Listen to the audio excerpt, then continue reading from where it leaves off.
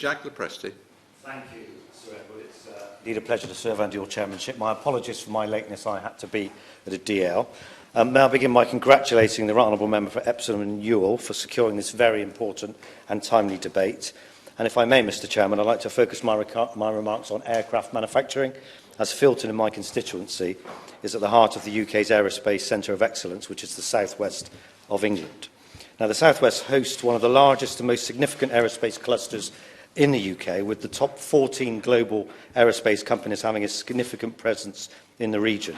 17,500 people work in this sector, which generates £1 billion annually for the greater southwest, and this includes the wider supply chain and research work in local universities, such as the University of the West of England in my constituency. And we mustn't forget the UK aerospace sector represents over 110,000 jobs across the country, and the aviation sector is worth £52 billion a year, which equates to 3.5% almost of the UK's entire GDP. And in 2019, the aerospace sector contributed £32 billion in exports to the economy. And in my own constituency, well over 10,000 jobs that directly depend on there are well over 10,000 jobs that directly depend on the aerospace sector, with many more involved in the supply chain.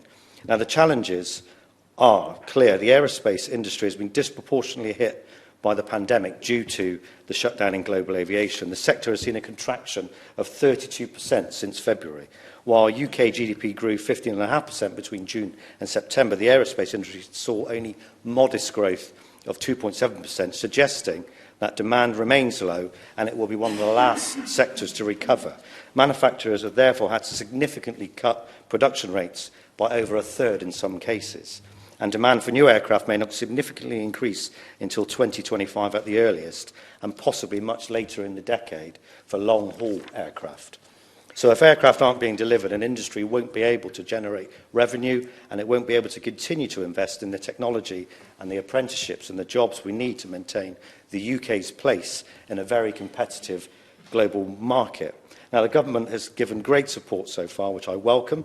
The furlough scheme obviously now extended until March, support from the Bank of England's corporate finance facility, and funding for the Aerospace Technology Institute, which supports R&D.